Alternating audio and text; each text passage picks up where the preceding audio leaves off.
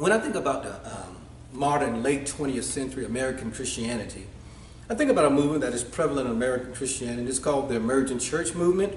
When one studies the emergent church movement, one has to study this movement within the modern 20th century postmodernism age. John Allen Duncan provided a concise definition of postmodernism by describing postmodernism as an attitude or mood that arose as rejection of modernism. Now, according to postmodernists, one can no longer maintain that he or she has a God's eye point of view because there is no authoritative story that runs throughout history. Therefore, one cannot make moral judgments. Now, please do not confuse the modernism of the 20th century to the modernism of the late 19th and early 20th century. Those theology is similar to the theology of the emerging church. Now, according to Paul Enns, the emerging church is a church that is in the process of developing its belief system in relationship to the culture and it is ministry focused. Lord Chia defines the emergent church as a faith movement reacting to a postmodern condition and adopting postmodern forms of knowledge to rethinking the Christian faith. Its primary mission is to reach today's postmodern culture with the gospel of Jesus the Christ. The emergent church movement has particularly captured the attention and following of many young evangelical leaders and people. Now, the emergent church as a whole has the desire to be culturally relevant in order to reach its postmodern culture. However, as aforementioned, the emergent church represents great diversity amongst its proponents on how to reach this postmodern world and what it means to be a culturally relevant Christian in this postmodern world. John Allen Duncan reports that Ed Stetzer, a noted missiologist, classifies the proponents on how to reach this culture in this postmodern world. Again, John Allen Duncan reports that Ed Stetzer, a noted missiologist, classifies the emergent church in three categories. Number one, the relevance. Number two, the reconstructionists. And three, the revisionists. The relevants have a passionate desire to reach the postmodern culture and still maintain the integrity of the word.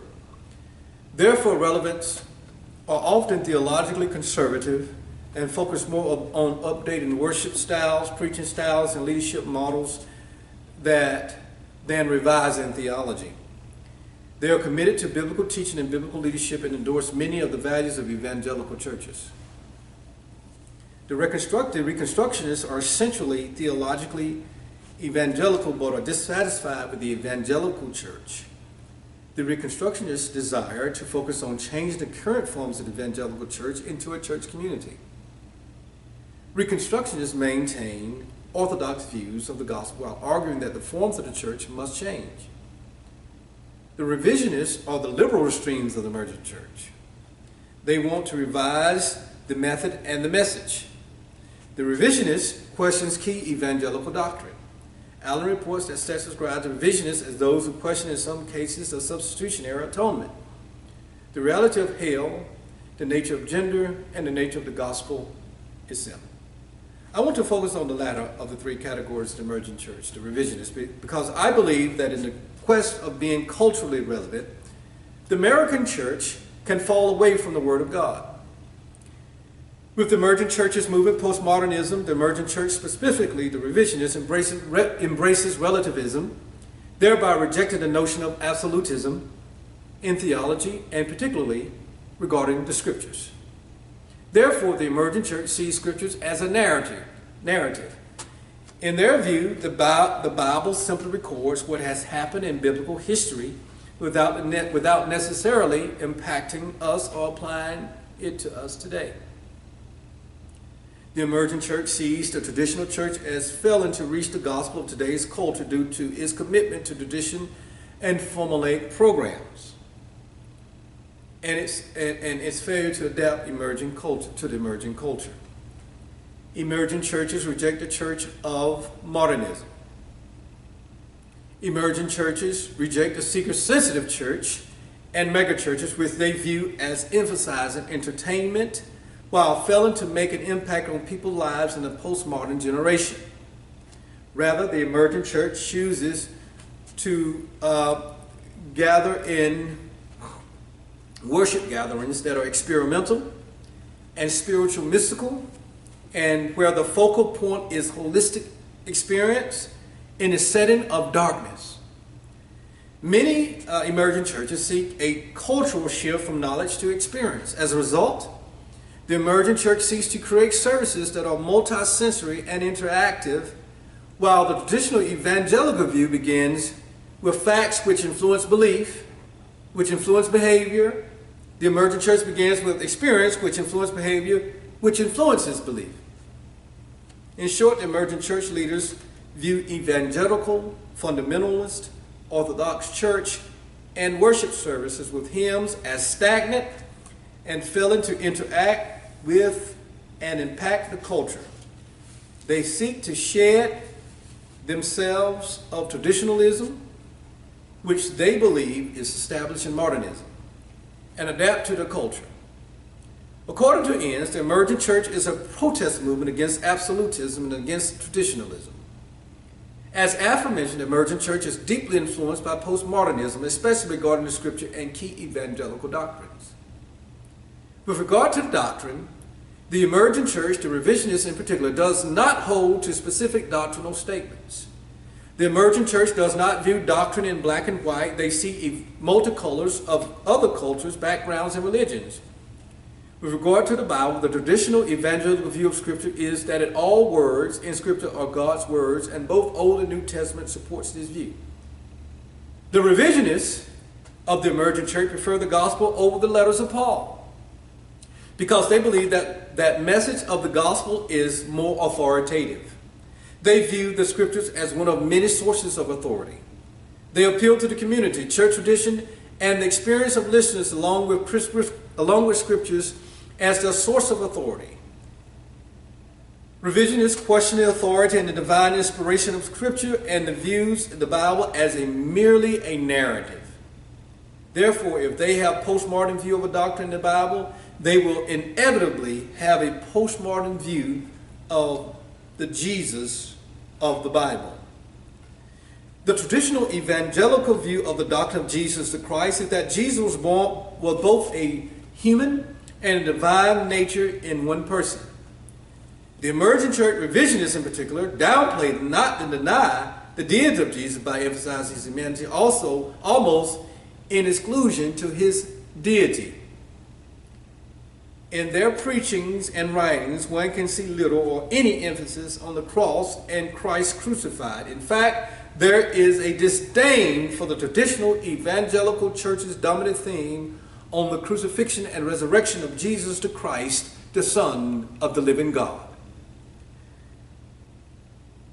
Bale, in particular, criticizes those who emphasize the need to evangelize the lost based upon the finished work of Jesus the Christ on the cross. Rather, Bale viewed Christ's death on the cross as a means of reconciliation and accomplishment. McLaurin holds another view of Jesus, which a person who does not proclaim the message of salvation, but a new social agenda. McLaurin does not focus on the fact that Jesus the Christ is fully God, or that he came to seek and to save those who are lost. The revisionists believe that too much emphasis is placed on salvation rather than on the social agenda of Jesus. On the other hand, the traditional evangelical church, while acknowledging that the social ministry of Jesus, places more emphasis on the salvation of Jesus. Brian McLaurin and Steve Chalk rejected Christ's death on the cross as a substitutionary atonement for sin. If Christ's death was a substitutionary atonement, then the cross would be childable, because the vengeful Father was punishing the Son for an offense he did not commit. McLaurin believes that instead of an angry God who vents his wrath on an innocent victim, God experienced betrayal, torture, abandonment, and brokenheartedness. As Jesus, the Christ, hangs on the cross, McLaurin paints a broken-hearted God who was tortured and abused by humankind, but still received humankind no matter how ugly their sin was. While traditional evangelical Christian view hell as a place of eternal punishment for the wicked, the revisionists of the emergent church view hell as present realities such as poverty, envy, oppression, and hatred. Some revisionists choose to avoid hell altogether, while some argue that those who go to hell will eventually go to heaven. Revisionists cannot accept the fact that God will create people, know that the majority of people will go to hell, and know that the majority of the people will go to hell. McLaurin, in particular, believes that people will be given a second chance. He and others who adhere to this view are known as universalists. Burke, on the other hand, believes that God does not assign humankind to hell. Humankind makes the choice to go to hell when humankind rejects grace.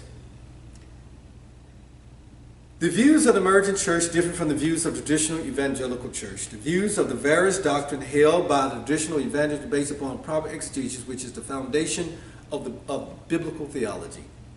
My research for this course is on the theologies of the First and Second Great Awakening. My thesis is that the theology of the First Great Awakening was more aligned with Scripture than the theology of the Second Great Awakening. I chose to do this because theology is of great interest to me, because theology is the study about God and our eternal rest on how we think about God and His Word. I thank you for listening.